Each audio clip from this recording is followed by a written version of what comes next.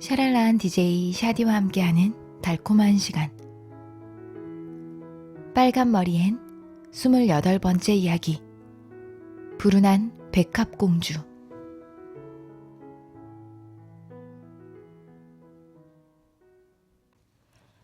다이애나가 말했다. 당연히 너가 일레인을 해야지. 나는 저 아래까지 둥둥 떠내려갈 자신이 없어. 나도 마찬가지야. 두세 명이 같이 배에 오르는 건 상관없어. 그건 재밌잖아. 하지만 누워서 죽은 척 하는 건 못해. 나는 못할 것 같아. 너무 무서워서 정말 죽어버릴지도 몰라. 루비 길리스가 몸을 바르르 떨며 말했다. 물론 낭만적이기는 하지. 하지만 그래도 난 못하겠어. 내가 멀리 떠내려가는 게 아니라면 내가 어디에 와 있는지 알아보려고 1분마다 자리에서 벌떡 일어나서 살펴볼 것 같아. 그럼 재미가 없어지잖아. 하지만 빨간 머리를 한 일레인이라니 너무 어처구니 없잖아. 애니 시무룩하게 말했다. 난 둥둥 떠내려가는 건 상관없어. 난 일레인이 되어보고 싶어. 그럼에도 빨간 머리의 일레인은 너무 우습잖아. 루비가 얼굴도 하얗고 금발이니까 일레인을 해야 해. 일레인의 눈부신 금발이 물결쳤다는 구절도 있잖아. 일레인은 백합공주라고. 빨간 머리를 한 백합공주가 세상에 어디 있니? 네 얼굴도 루비만큼 하얗잖아. 그리고 머리를 자른 후로는 네 머리색도 많이 어두워졌어. 다이애나는 진심이었다. 정말 그렇게 생각해? 애는 기쁜 나머지 얼굴이 붉게 달아올랐다. 사실 나도 그런 생각을 가끔 하곤 하는데 차마 다른 사람들에게는 못 물어보겠더라고. 아니라고 할까봐. 그럼 이젠 젓갈색이라고 불러도 될까, 다이애나? 응, 내 생각에는 정말 예뻐. 다이애나가 앤의 짧고도 보드라운 곱슬머리를 감탄하듯 바라보며 말했다. 앤의 머리에는 리본이 달린 검은색 벨벳 머리띠가 둘러져 있었다. 아이들은 비탈 가수원집 아래 연못가에 서 있었다. 자작나무로 둘러싸인 작은 기슭에는 낚시꾼들과 오리 사냥꾼들을 위해 작은 나무 선착장을 만들어 두었다. 루비와 제이는 다이애나와 함께 한여름의 오후를 보내고 있었고 앤도 친구들과 놀기 위해 찾아온 것이었다. 앤과 다이애나는 그의 여름 대부분을 연못가에서 보냈다. 한적한 황야는 옛날 이야기가 되고 말았다. 벨시가 봄의 뒤쪽 초원에 있는 나무들을 몽땅 베어버렸기 때문이다. 애는 나무 그루터기에 앉아 지난 날을 생각하며 울었다. 그래도 곧 마음을 가다듬었다. 다이애나와도 이야기했지만 이제는 14살이 되었으니 비밀의 집에서 소꿉놀이하는 것은 유치해 보였기 때문이다. 연못에 더 많은 놀거리가 있기도 했다. 다리 위에서 송어잡이를 하는 것도 재미있었고 두 소녀는 바닥이 평평한 나룻배에서 노를 젓는 법도 배웠다. 이 나룻배는 베리 씨가 오리 사냥을 나갈 때 사용하는 것이었다. 일레인의 이야기로 연극놀이를 하자고 한 건 앤이었다. 지난 겨울 아이들은 학교에서 테니스의 시를 공부했다. 교육감이 프린스 에드워드 섬의 모든 학교에서는 영어 교과서에 이 시를 싣도록 했기 때문이다. 시를 한 줄 한 줄 분석하고 조각내다 보니 나중에는 이 시에 남아있는 의미가 더는 없을 것만 같았다. 그럼에도 아리따운 백합공주와 랜슬롯 왕자, 기네비어 왕비, 아서왕은 마치 실제 인물처럼 아이들에게 다가왔다. 애는 캐멀롯에 태어나지 못한 것이 남몰래 한스러울 정도였다. 애는 그 시절이 지금보다 더 낭만적이었다고 생각했다. 앤의 계획에 아이들은 열광했다. 여자아이들은 선착장에서 나룻배를 밀면 물살에 떠밀려 배가 다리 아래로 흘러가 연못이 굽어지는 쪽에서 툭 튀어나온 얕은 땅에 도착한다는 것을 알고 있었다. 그런 식으로 뱃놀이를 해본 적이 있던 터라 일레인 놀이를 하기에 이보다 더 좋은 장소는 없었다. 그럼 내가 일레인이 될게. 애는 마지못해 대답했다. 애의 예술적 감각에 따르면 분명 더 적합한 사람이 일레인을 맡아야 한다고 생각했고 아무래도 자신은 아니라고 판단했지만 주인공 역할을 한다는 것이 내심 기쁘기도 했다. 루비, 너는 아서왕을 맡고 제이는 기네비어 왕비를 해. 다이애나는 랜슬롯 왕자를 하고. 하지만 우선은 오빠들과 아버지 역할을 하도록 해. 늙은 벙어리 하이는 빼도록 하자. 배에는 한 사람밖에 놓을 수 없으니까. 검은 촌으로 배를 길게 덮어야 해. 너희 어머니의 오래된 검은 숄이 적당할 것 같아, 다이애나. 검은 숄이 준비되자 애는 배의 바닥에 숄을 깔고는 눈을 감고 두 손을 가슴에 모은 채 바닥에 누웠다. 애는 정말 죽은 것 같아. 나 무서워. 우리 정말 이런 놀이 해도 되는 거야? 린다 아주머니는 영국 놀이는 다 사악한 거랬어. 가만히 누운 작고 하얀 얼굴 위로 자작나무 그림자가 드리워지자 루비 길리스가 불안한 목소리로 속삭였다. 앤이 단호하게 말했다. 루비, 린다 아주머니 이야기하지 마. 분위기 망치잖아. 이건 린다 아주머니가 태어나기 몇백 년 전의 일이라고. 제인, 너가 이걸 해줘. 죽은 일레인이 말을 할 수는 없잖아. 제인이 행동을 취했다. 황금빛 보자기는 없었지만 노란 일본산 크레이프 피아노 덮개로 대신할 수 있었다. 하얀 백합은 구할 수 없었지만 길고 파란 붓꽃을 앤의 손 위에 가지런히 올려놓았더니 그럴듯했다. 제인이 말했다. 이제 준비 완료. 우리는 일레인의 이마에 입맞춤을 해야 해. 다이애나, 너는 나의 누이여 영원토록 안녕이라고 말하는 거야. 루비, 너는 안녕, 나의 사랑스러운 누이라고 말해야 하고. 둘 다 최대한 슬픈 표정을 짓도록 해. 앤, 너는 미소를 약간 지어봐. 시에서 일레인은 약간 미소를 띤 채로 누워 있었다고 나오거든. 그래, 이게 더 낫네. 배를 밀도록 하자. 낡은 말뚝에 거칠게 휩쓸리며 나룻배가 움직이기 시작했다. 다이애나와 제인, 루비는 나룻배가 물살을 따라 다리 쪽으로 떠밀려 가는 것을 지켜보다가 숲을 지나고 길을 건너 하류의 고추로 뛰어갔다. 그곳에서 랜슬로 왕자와 기네비어 왕비, 아서왕이 되어 백합공주를 맞이해야 한다. 한동안 애는 천천히 물 위를 떠다니며 그 순간을 온전히 즐겼다. 그러다가 전혀 낭만적이지 않은 일이 터지고 말았다. 나룻배에 물이 새기 시작한 것이다. 애는 곧장 자리에서 일어나 황금빛 보자기를 집어올리고는 물이 커다란 틈새를 타고 배 안으로 쏟아져 들어오는 광경을 멍하니 바라보았다. 선착장에서 날카로운 말뚝에 배의 바닥이 뜯긴 것이었다. 애는 그 순간만 해도 이 사실을 알지 못했으나 적어도 자신이 굉장한 위험한 공경이 빠졌다는 사실을 알 수 있었다. 이 상태라면 나룻배가 하류의 고지에 도착하기도 전에 물이 차올라 가라앉을 것이 뻔했다. 노는 어디에 있는 거지?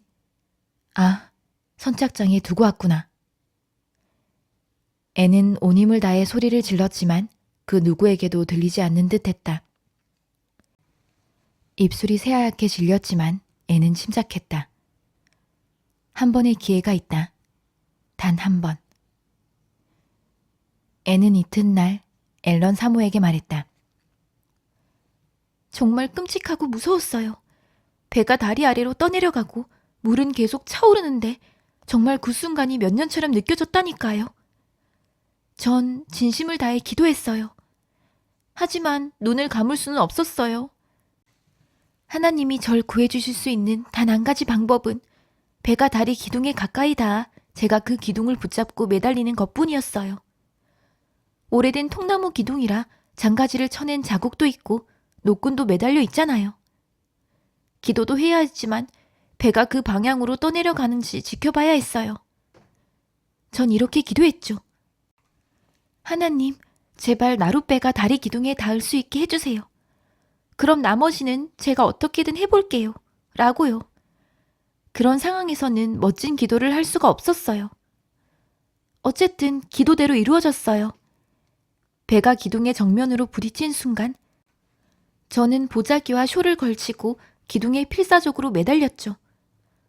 더 올라갈 수도 그렇다고 내려갈 수도 없었어요.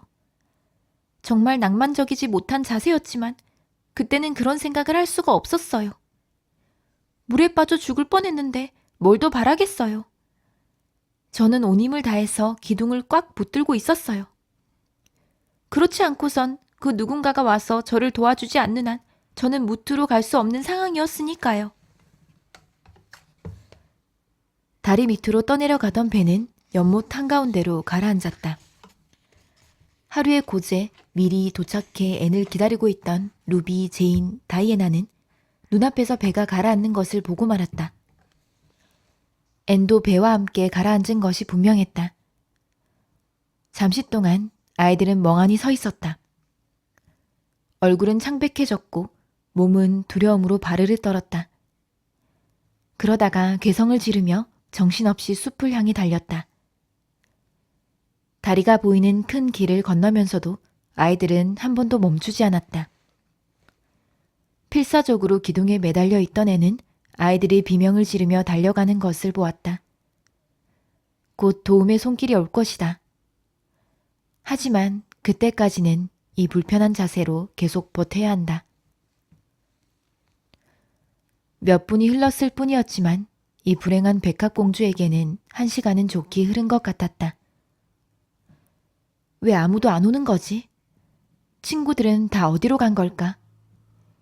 너무 놀라서 다 기절해버린 건 아닐까?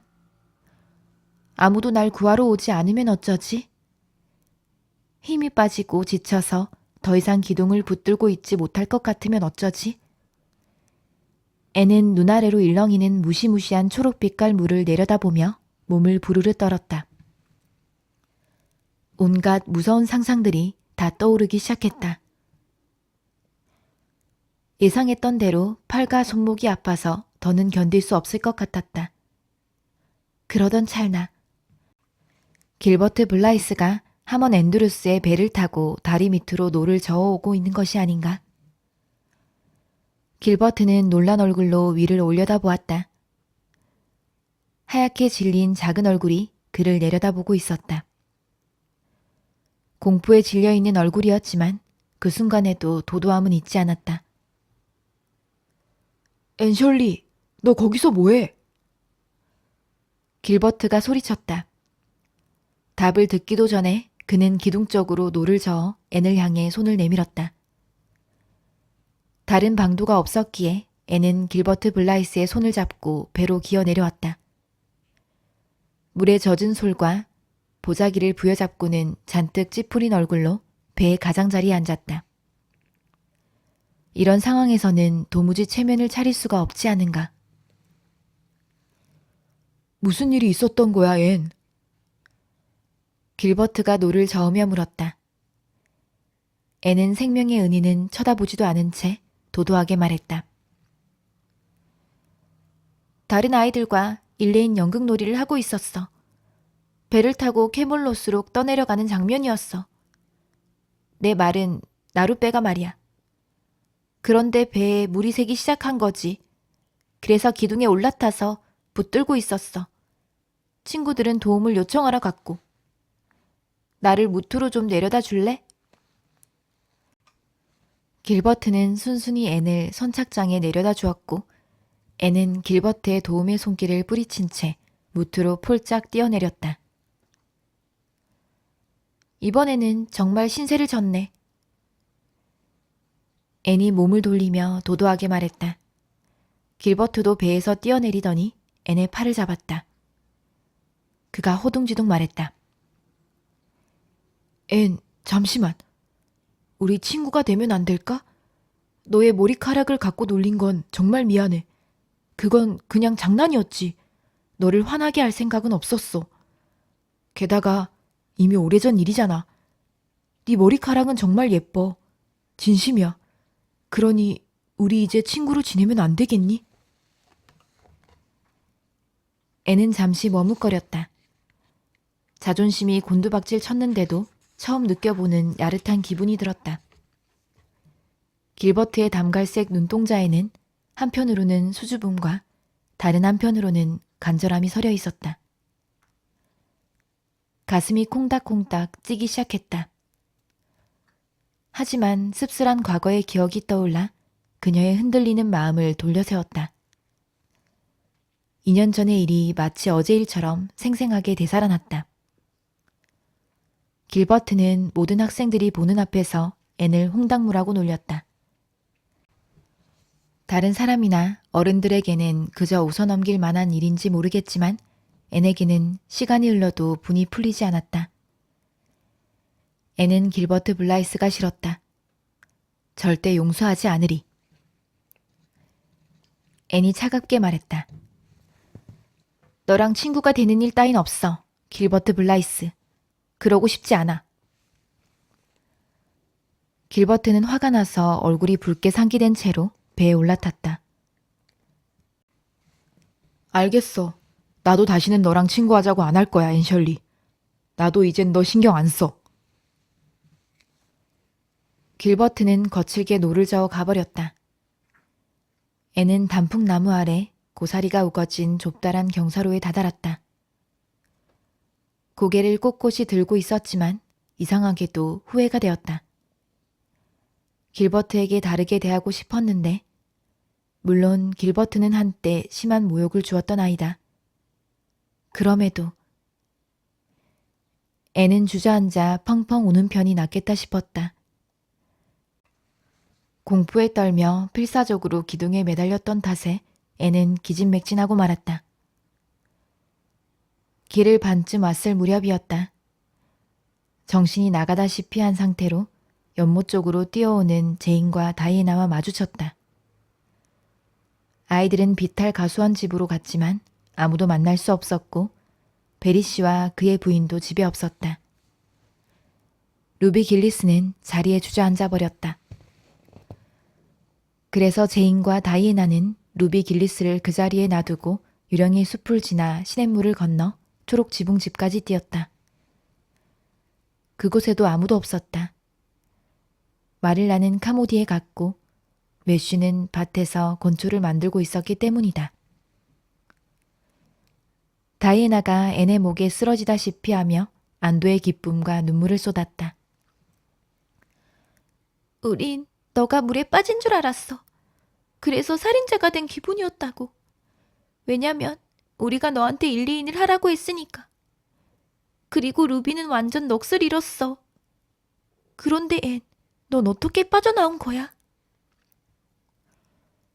앤이 아무렇지도 않은 듯 설명했다.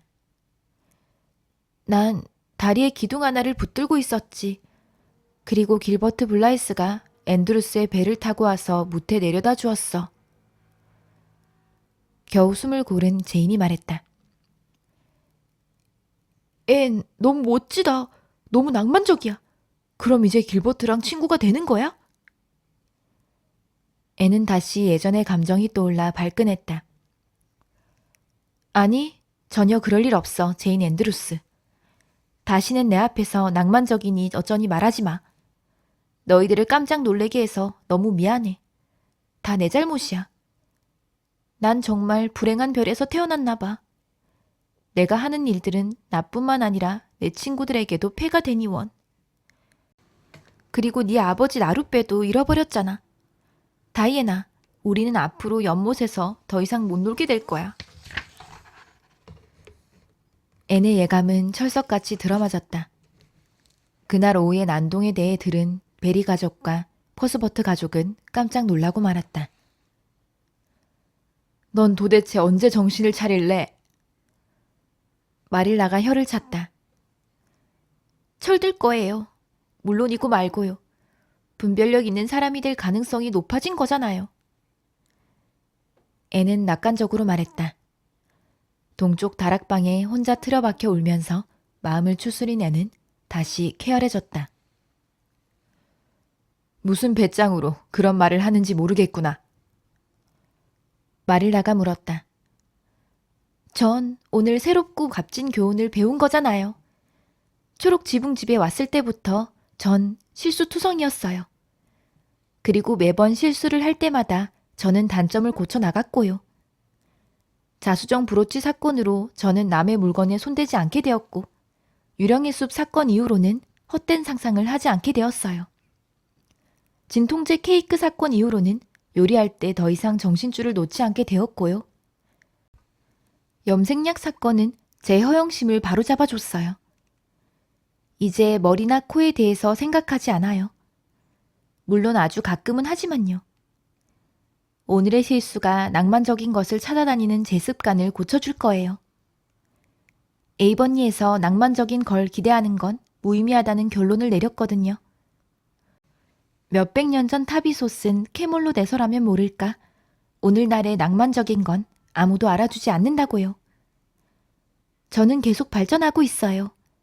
마릴라 아주머니도 곧 알아차리게 되실 거예요. 그래, 그랬으면 좋겠구나.